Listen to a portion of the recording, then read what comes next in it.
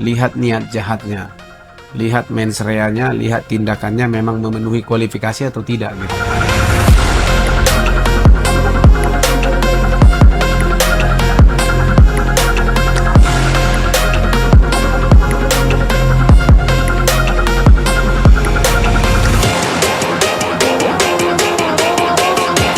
Ya, hari ini kita bertemu dalam acara Nahya Podcast bersama dengan narasumber langsung dari kantor Kejaksaan Negeri Gunung Sitoli.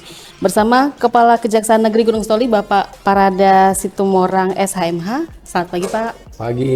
Ya, apa kabar hari ini, Pak? Baik, luar biasa. Syukur, alhamdulillah ya. Ini ada salam kejaksaannya dulu nggak gitu, Pak?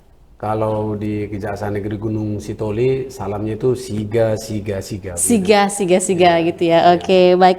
Nah, ini kan ngomong-ngomong terkait dengan topik kita di pagi hari ini gitu, Pak ya.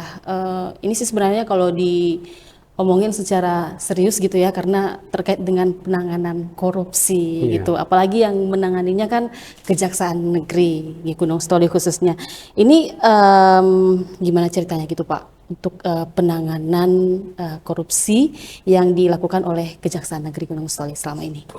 Ya, terima kasih. Jadi memang sesuai dengan undang-undang kewenangan Kejaksaan Republik Indonesia, dalam hal ini kita di Satuan Kerja Kejaksaan Negeri Gunung Sitoli itu ada kewenangan melakukan penyidikan, penuntutan dan eksekusi khusus perkara tindak pidana korupsi.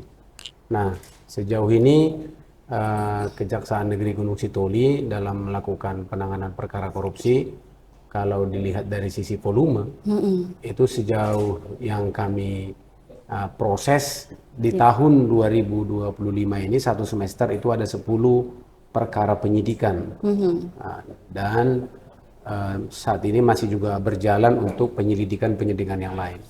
Jadi supaya lebih clear, jelas, tahapan penanganan korupsi itu kan mulai dari laporan masyarakat, kita lakukan telaah terhadap setiap laporan, kemudian naik kalau memang ada indikasi tindak pidana, kita naikkan ke penyelidikan. Nah, indikasi, kita cari peristiwa pidananya. Kemudian dari hasil olahan atau proses di penyelidikan itu, kalau memang kita temukan ada peristiwa pidana, ada dugaan tindak pidana korupsi, lebih jelas, baru kita naikkan ke tahap penyidikan. Nah, sejauh ini penyidikan kita itu 10 perkara untuk Kejaksaan Negeri Gunung Sitoli.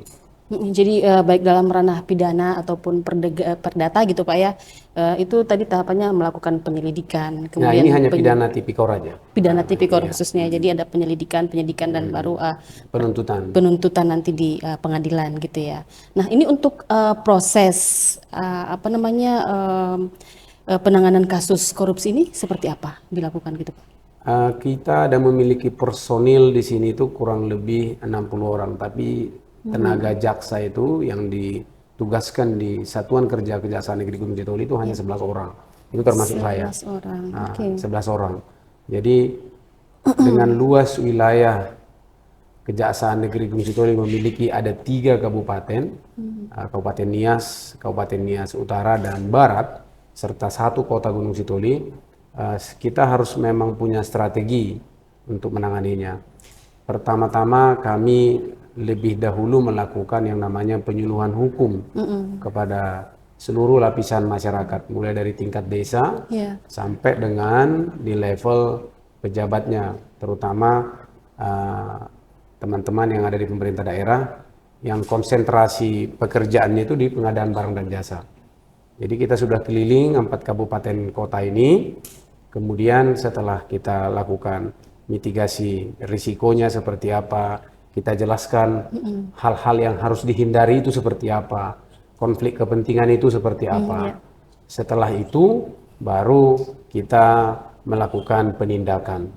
Jadi tidak ujuk-ujuk langsung penindakan. Jadi memang kita lebih dulu melakukan penerangan hukum, melakukan penyuluhan hukum, lalu dengan adanya kegiatan itu justru menurut kami dari hasil 1 semester ini, mulai dari tahun lalu sebenarnya, pengaduan masyarakat di sini itu termasuk kritis. Pengaduan masyarakat di Kepulauan Nias ini tinggi dan masyarakatnya cukup kritis. Menurut saya itu bagian dari peran serta masyarakat, peduli terhadap kampung halaman, peduli terhadap daerah, dan peduli terhadap kemajuan daerah.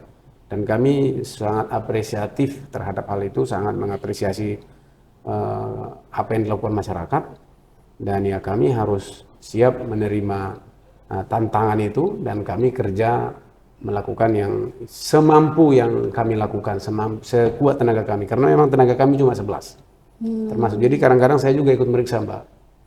Ya. Gitu Pak ya. Jadi dengan kondisi personil yang memang dirasakan masih kurang seperti itu, seperti apa gitu Pak untuk terus memaksimalkan kinerja dari Kajari Gunung Sitoli? Ya, jadi begini, kita kan kalau sidang tipikor itu kan sidangnya harus ke Medan, Mbak. Sidang harus ke Medan di pengadilan tipikor di Pengadilan Negeri Medan. Ya kita harus bagi personil. Ada yang stay khusus menangani perkara di Medan, ada yang bagian penerangan dan penyuluhan hukum, ada juga yang bagian penindakan. Jadi sejauh ini menurut hemat kami, kolaborasi kami masih bisa dengan tenaga 11 orang ini. Dan masih cukup lah, kira-kira begitu. Nah, ini kan tadi sudah disampaikan Pak, ada kewenangan yang dilakukan oleh Kejari ya dalam menerima laporan pengaduan dari masyarakat. Nah, ini dalam proses seperti ini Kejarinya juga bekerja sama dengan pihak mana saja gitu Pak? Kami harus membangun komunikasi dengan seluruh stakeholder yang ada di kepulauan ini, termasuk juga sampai ke Medan, ke pimpinan. Kami selalu meminta arahan, petunjuk kepada pimpinan di Kejaksaan Tinggi, bahkan sampai ke Kejaksaan Agung. Secara berkala juga kita membuat laporan dan minta arahan bagaimana supaya tidak ada salah prosedur dalam penanganan perkara. Dan kita sangat hati-hati untuk itu, supaya tidak terkesan menjolimi orang, supaya terkesan tidak bahwa kita ini membabi buta seperti itu, tidak. Jadi kalau dari sisi strategi, kami juga membangun komunikasi dengan teman-teman di kepolisian, di TNI, kemudian di pemerintah daerah. Jadi memang kata kuncinya itu adalah di penyuluhan dulu, pendekatan dulu, bahwa kami siap bermitra sehat dengan seluruh stakeholder yang ada di jajaran pemerintahan yang menjadi satuan kerja kami, wilayah hukum Kejari Gunung Sitoli.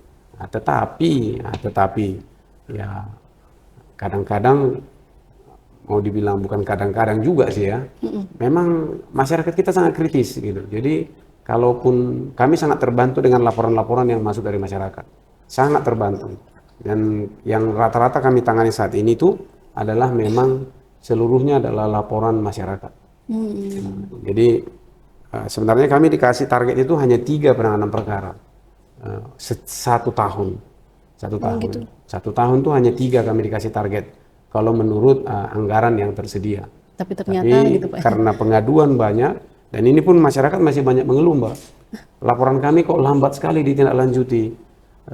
Kenapa tidak ada progres dari penanganan perkara kami? Dan menurut kami itu bagian dari bunga-bunga atau semacam apa ya? Ya mungkin bagian dari negara demokrasi. Menurut kami ya oke-oke aja lah, tapi cepat atau lambat kami pasti masuk ke setiap telahan, setiap laporan yang akan kami kerjakan. Artinya meskipun hanya diberikan katakanlah hanya 3 laporan per tahun, namun karena begitu penanganan perkaranya begitu Pak ya 3 per tahun, namun karena banyaknya pengaduan dari masyarakat dan itu memang juga harus diterima begitu ya oleh Kejari Gunung Sitoli untuk menjalankan kewenangannya begitu dalam menangani perkara ya. Nah, tapi kan khusus tipikor tipikor, ini, iya Pak, betul. Ini pastinya juga kan dalam penanganan sebuah perkara ini memang seperti yang Bapak sampaikan ya tidak semulus ya yang dibayangkan gitu diselidiki kemudian juga dituntut. Tapi kan ini pasti juga ada tantangannya gitu Pak. Ya itu seperti apa yang dialami? Tantangannya adalah kami dibebankan oleh negara, dalam hal ini dibebankan oleh pimpinan untuk pemulihan aset atau pengembalian kerugian keuangan negara. Itu tantangannya. Jadi kami harus juga berkomunikasi dengan stakeholder lain, yaitu misalnya dalam hal penelusuran aset. Kami tidak bisa bekerja sendiri. Kami harus dibantu misalnya, kami sering berkomunikasi dengan BPN, kami berkomunikasi juga dengan Samsat, kami juga berkomunikasi dengan bank-bank, seperti apa aset dari setiap orang yang sudah kami buat tersangka begitu. Jadi tantangannya itu adalah kita nggak, kalau perintah pimpinan itu begini, jangan hanya memenjarakan orangnya, tapi kalau bisa dan harus dimaksimalkan pengembalian kerugian negaranya itu juga harus maksimal gitu. Jadi nggak hanya melulu memenjarakan orang, bukan itu tujuan utama, tapi harus ada negara diuntungkan dengan kembalinya aset seperti itu. Itu tantangannya yang paling berat di situ, mencari aset tracing. Iya. Nah, tadi juga sudah sempat disampaikan gitu Pak ya, bahwa dengan personel Kejari yang ada saat ini bisa kebayang juga gitu Pak ya, dengan jumlah personil yang ada, jaksa yang ada, kemudian dibandingkan dengan jumlah kasus korupsi yang harus ditangani, itu seperti apa? Intinya bukan ya jangan menyerah aja gitu, artinya jangan mengeluh kira-kira begitu, karena memang ya pimpinan nggak boleh bilang kita mengeluh, artinya semampu yang bisa dilakukan, harus punya strategi dalam membangun penanganan perkara. Jadi makanya tidak semudah yang dibayangkan oleh pelapor misalnya. Kalau masyarakat itu misalnya kalau bisa kan begitu dilaporin, kalau bisa langsung kita proses, ditangkap orangnya, kan tidak seperti itu juga. Kira-kira begini, contoh sederhana itu Mbak gini, kalau ada laporan dana desa dari masyarakat, tidak ujuk-ujuk kami langsung bisa masuk. Setidak-tidaknya kan kami harus berkomunikasi dulu dengan inspektorat daerah setempat. Nah, bagaimana seharusnya penanganan dana desa ini. Nah, dari hasil LHP atau laporan hasil pemeriksaan inspektorat itu nanti kami tindak lanjuti. Karena itu memang ada MOU-nya antara Jaksa Agung, Kapolri dengan Mendagri khusus tentang dana desa, ada spesifiknya. Bahkan Jaksa Agung itu berkali-kali menekankan kepada kami secara sumber daya manusia, perangkat desa itu kan tidak mumpuni untuk mengelola uang sebenarnya.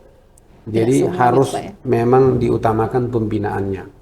Lihat niat jahatnya, lihat mens reanya, lihat tindakannya memang memenuhi kualifikasi atau tidak gitu.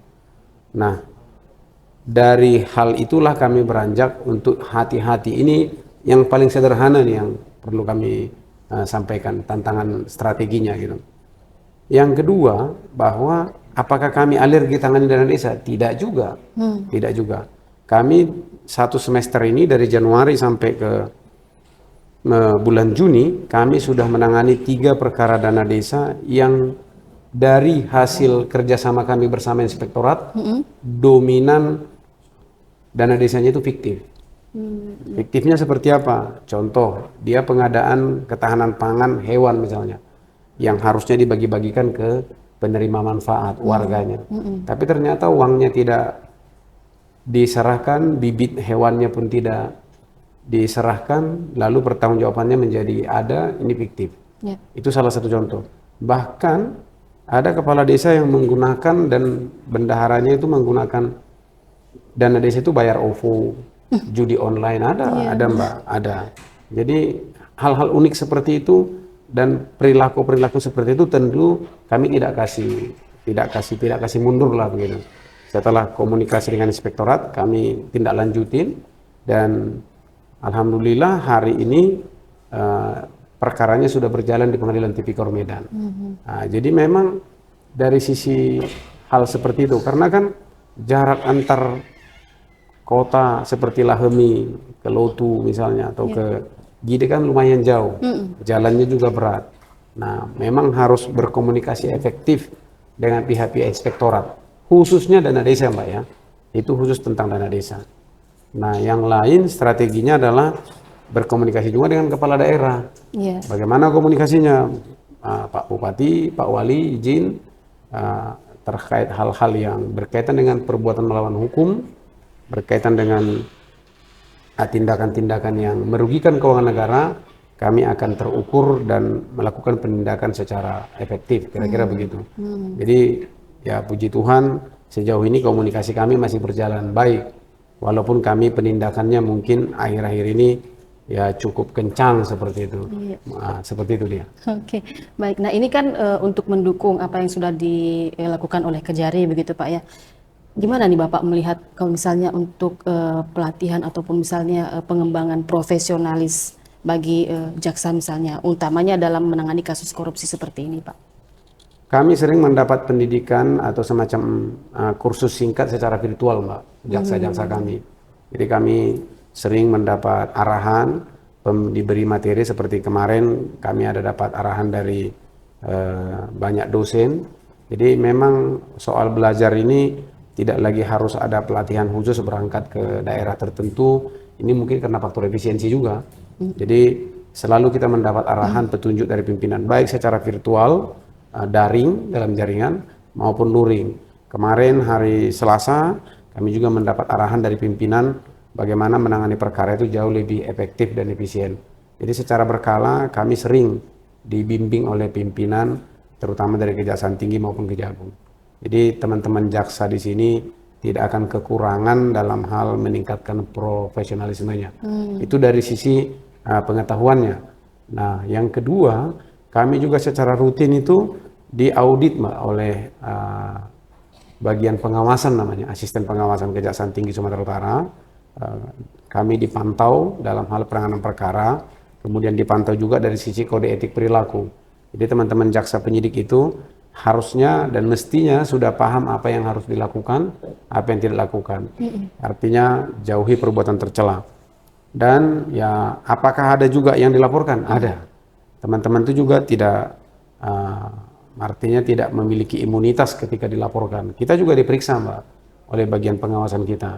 Bahkan Komjak pun kadang-kadang secara berkala Komisi Kejaksaan meminta penanganan perkara kita itu apakah sudah sesuai prosedur atau tidak begitu. Kita juga diinspeksi kadang-kadang dari Kejagung datang melihat apakah penanganan perkara itu sudah sesuai dengan standar operasional prosedur gitu. Jadi kelihatannya aja sepi-sepi sebenarnya, padahal kita itu secara virtual dari kunjungan mereka juga memantau kita dan melihat seluruh prosedur penanganan perkara gitu Mbak. Ya. Nah ini mungkin menjadi tantangan juga gitu Pak ya, dalam menjaga ya katakanlah citra kejaksaan di mata masyarakat gitu ya, di mata publik, seperti transparansi dalam penanganan kasus dan juga informasi yang jelas kepada masyarakat. Nah itu bagaimana tanggapan Bapak Pak?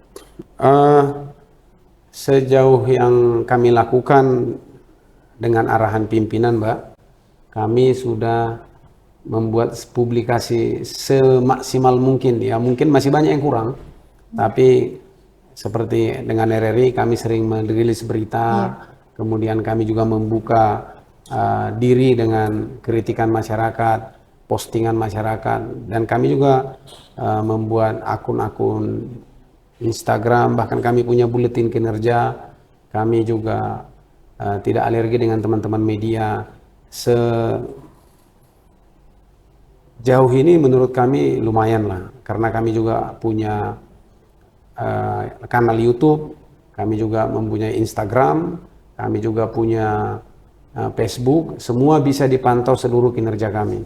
Dan kami juga rutin melakukan kunjungan ke sekolah-sekolah, kami juga melakukan kunjungan ke desa-desa, bahkan dengan desa itu kami berkolaborasi dengan beberapa BUMN yang aktif seperti Bank Mandiri, Pelindo dan PLN.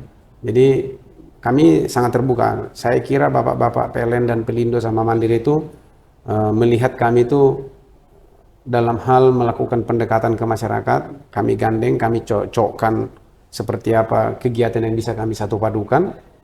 Dan puji Tuhan alhamdulillah mereka percaya. Itu kan karena percaya Mbak, karena percaya.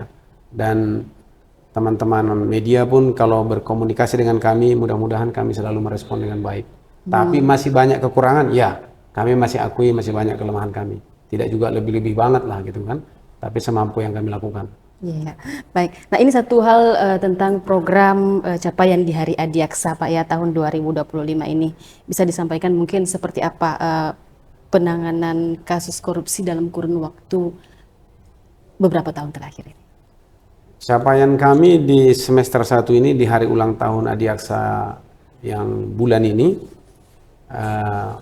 kami masih memiliki beban untuk memulihkan keuangan negara. Kalau kami dikasih target itu 700 juta Mbak sebenarnya, 800 kalau nggak salah saya keliru. Hari ini kami baru mencapai di sekitar 600-an. Jadi kami harus masih mencari aset dan mungkin uang untuk bisa mencapai target itu. Harusnya setiap penanganan perkara yang mengandung kerugian negara itu harus kembali ke negara. Dan walaupun perkaranya putus, kami juga harus mencari aset seperti apa pengembaliannya. Dan yang paling penting adalah arahan dari Jaksa Agung, Pak Kajati, dan para Jaksa Agung muda kepada kami di daerah. Penanganan korupsi itu tidak berhenti hanya dengan melimpahkan ke pengadilan, kemudian dilakukan dengan pengembalian kerugian negara, tapi juga kami harus memperbaiki tata kelola.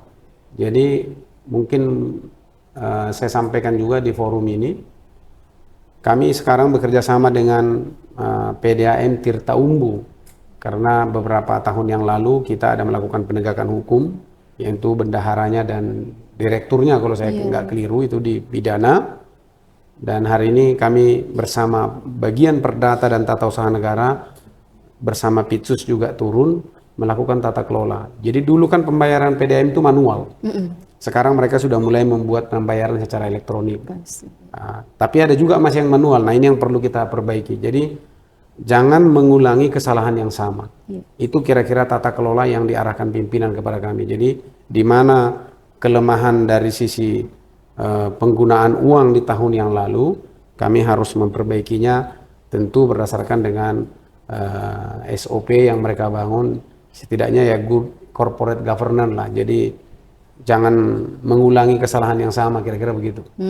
Jadi itu tugas Datun, itu tugas kami. Jadi melalui Datun, Pitsus dan Intel itu aktif. Oke. Baik. Nah, tadi sudah disampaikan juga sedikit Pak ya bahwa dari salah satu program Kejari Gunung Sitoli ini kan ada di sekolah-sekolah begitu ya, jaksa masuk sekolahnya ini. Mungkin bisa diceritakan Pak kegiatan sosialisasi Kejari Gunung Sitoli yang peduli dengan anak-anak di daerah terpencil juga termasuk ya? Ya, jadi kalau jaksa masuk sekolah itu memang tujuannya adalah bagaimana kita mengenalkan institusi kejaksaan. Itu yang pertama. Yang kedua, bahwa di pengaruh dunia internet atau era informasi yang luar biasa ini, kami sering melihat penanganan perkara kasus tindak pidana kekerasan terhadap anak itu tinggi. Kemudian selain itu bullying juga atau semacam perundungan itu juga sering muncul di sekolah-sekolah. Seperti baru-baru ini kami ada menangani perundungan terhadap anak yang tindak pidananya itu sampai harus ke pengadilan. Dan saat ini sudah diputus walaupun kami masih upaya hukum. Kemudian kenapa kami masuk ke sekolah-sekolah ini? Bahwa memang membentuk kepatuhan hukum itu jauhi dengan jargon jauhi hukuman, kenali hukum, jauhi hukuman itu mulai harus dari sekolah. Bahkan ke level SD pun kami masuk, Mbak. Ke level SD masuk. Jadi khusus untuk SD ini memang kami pilih daerah yang daerah-daerah tipologi desanya itu sangat tertinggal. Jadi seperti kemarin sekitar 2 minggu yang lalu kami masuk ke desa Balale, Tobaa di Kabupaten Nias, Kecamatan Bolato. Akses ke sana itu listrik tidak ada, jalan sangat sulit, dan sumber daya airnya, air bersihnya juga sangat terbatas. Kami hadir di sana bersama-sama dengan Pelindo dan PLN melihat bagaimana kondisi daerah itu. Dan kami ada bagi-bagi sepatu, kami ada juga kasih makanan bergizi kepada anak-anak itu, ya bagian dari apalah, peduli terhadap anak-anak bangsa lah. Dan memberi mereka motivasi, semangat untuk terus belajar walaupun dengan segala keterbatasan yang ada. Saya kira pemerintah daerah kita harus fokus terhadap pembinaan SDM. Itu yang kami soroti terutama di Kepulauan Nias, khususnya SD, SMP begitu. Dan sampai SMA lah begitu. Tapi khusus untuk SD memang anak-anak kita ini masih banyak ke sekolah. Menurut amatan kami ke sekolah itu nggak pakai sepatu, Mbak. Dan sepatunya juga ya menurut kami itu satu sepatu ini kan anak itu perlu sehat karena tantangan kita di kepulauannya stunting tinggi. Jadi kami melihatnya, kami ambil bagian, kami turut serta ya menghadirkan sepatu yang layak lah buat anak-anak kita di sini. Dan ke SMP juga kami masuk bulan awal tahun kami ke Manrehe Utara. Itu juga luar biasa, agak di atas berbukit daerahnya. Akses sekolahnya juga cukup rumit. Kami hadir bersama PLN di sana, memberi mereka juga motivasi. Jadi memang kami sengaja memilih daerah-daerah tipologi desanya yang tertinggal ataupun sangat tertinggal. Jadi kami hadir tidak hanya di penegakan hukum, kami tidak hanya hadir di penindakan, di penyuluhan, tapi kami hadir juga memberi motivasi dan semangat buat anak-anak kita, adik-adik kita di SD, SMP, dan SMA. Gitu. Baik. Nah, ini satu hal Pak juga yang terkait dengan bantuan hukum yang diberikan oleh kejaksaan melalui program Jaksa Menyapa Mozago Banua itu kepada kepala desa itu seperti apa Pak selama ini? Nah, itu gandengannya tadi Jaksa Mozago Banua itu replikasi dari Jaksa Garda Desa. Jadi Jaksa Agung itu ada mengeluarkan surat panduan atau surat perintah kepada seluruh kejaksaan negeri melakukan pengawalan terhadap dana desa, Mbak. Jadi namanya Jaksa Garda Desa. Ini dikomandoi oleh Pak Jamintel, Jaksa Agung Muda Intelijen. Nah, kami replikasilah menjadi Jaksa Mozago Banua namanya, supaya lebih memenuhi kearifan lokal. Nah, kami masuk, hadir, melakukan penerangan hukum, penyuluhan hukum kepada perangkat desa, dan sambil membawa ya oleh-oleh lah kepada anak-anak di desa. Jadi selain berbakti sosial juga kita melakukan penyuluhan hukum. Nah, sejauh ini dari amatan kami setelah kami memantau kepatuhan perangkat desa setelah disuluh itu juga masih rendah. Jadi perlu kayaknya harus lebih intens gitu. Tapi apalah daya, dengan luas daerah seperti ini kita kan nggak boleh menyerah juga. Nah, tapi yang bisa kita kerjakan, kita lakukan, yang penting sudah terprogram dia. Dan hasil penyuluhan itu ya itu tadi yang saya ceritain sama Mbak, ada 3 desa yang kita tindak juga penanganan perangkat desanya. Mulai dari kepala desa, ada PJ kepala desa, ada bendahara, ada sekretaris, ada pemimpin kegiatan di desa. Itu juga kita proses. Apakah daerah itu pernah kita suluh? Yes, pernah kita suluh. Tapi ternyata tidak. Tapi ternyata juga tidak memiliki kepatuhan terhadap penggunaan anggaran desa.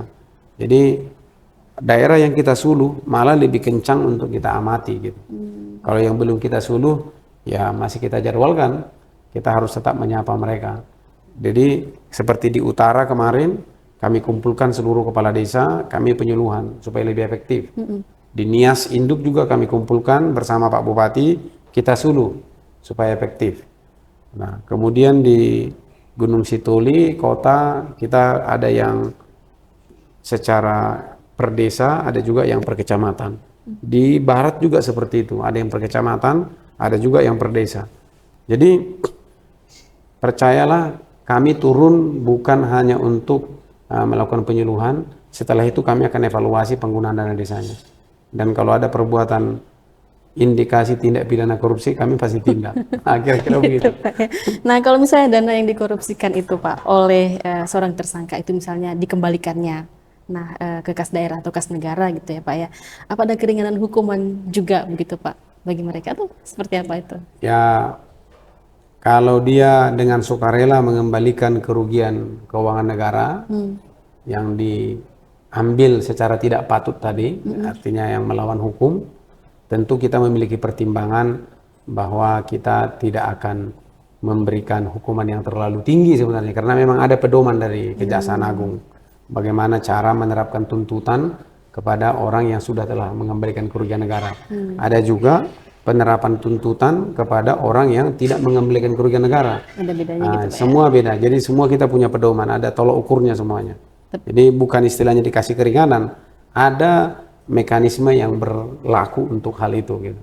Tapi yang jelasnya dulu tidak akan menghapus hukuman pidananya gitu Pak ya? Tidak akan menghapus. Pasal 4 Undang-Undang Tipikor itu jelas, pengembalian kerugian negara tidak menghapus perbuatan yang dilakukan. Betul. Jadi uangnya silahkan dikembalikan.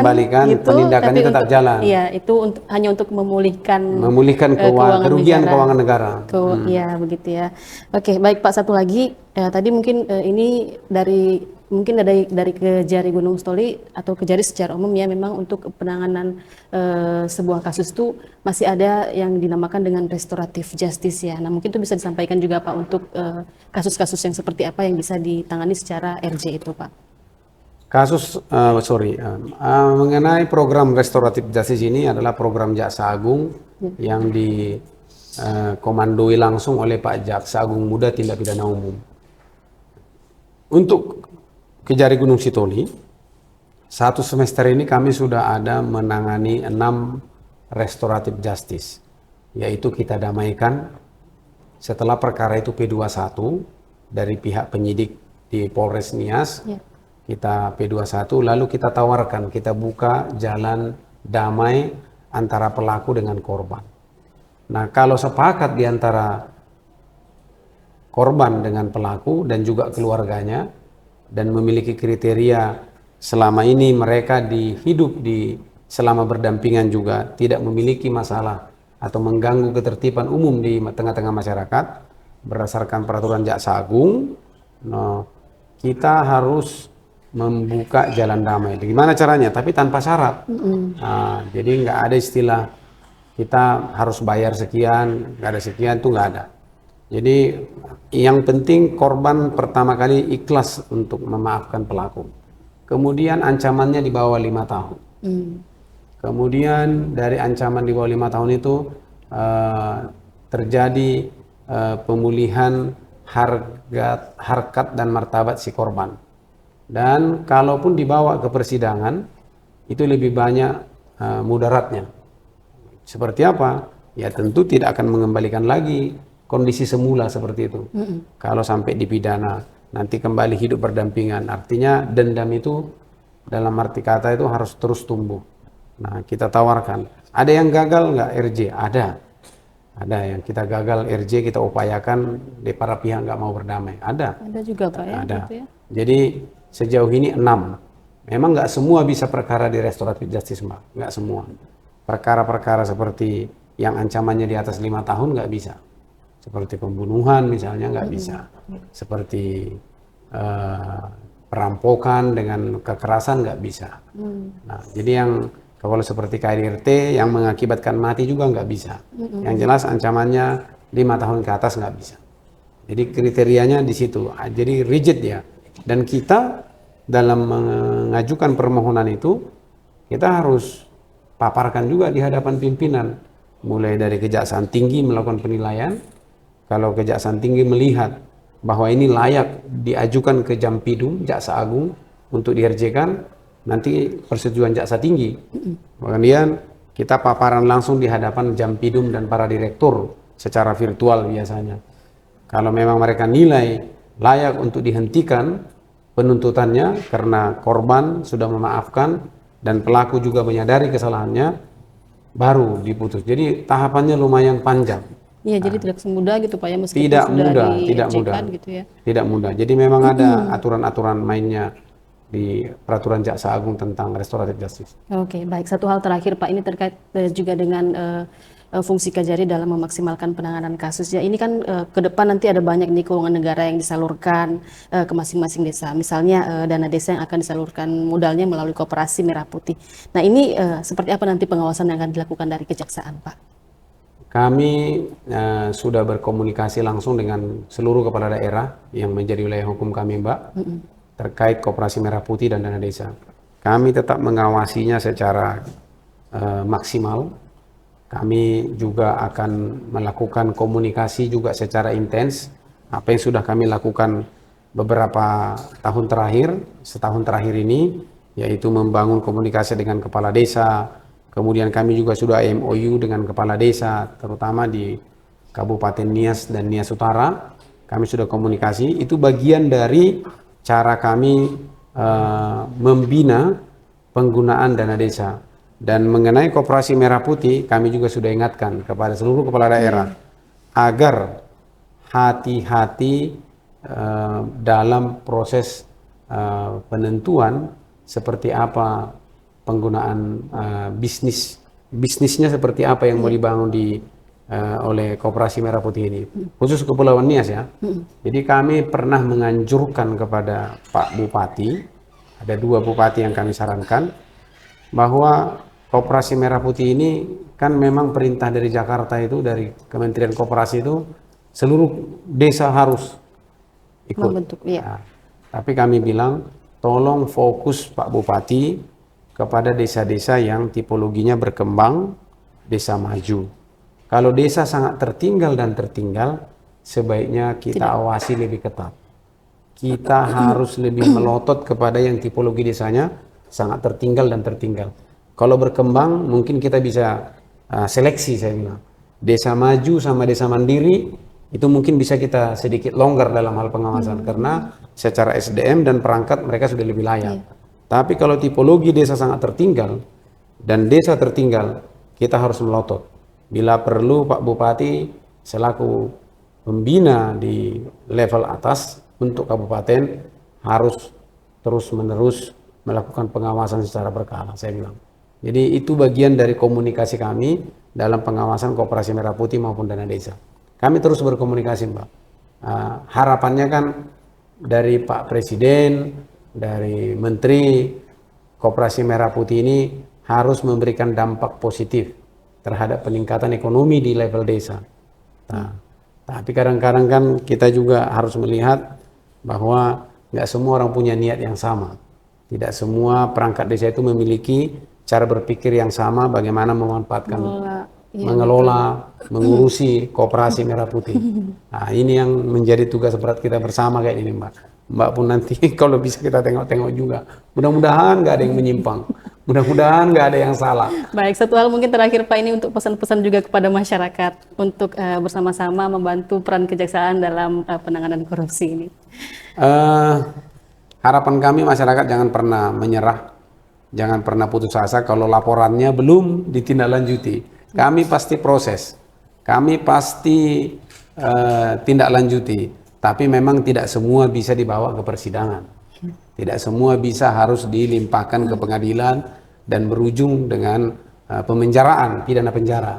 Ada hal-hal yang harus penuh dengan pertimbangan dan kehati-hatian, seperti itu.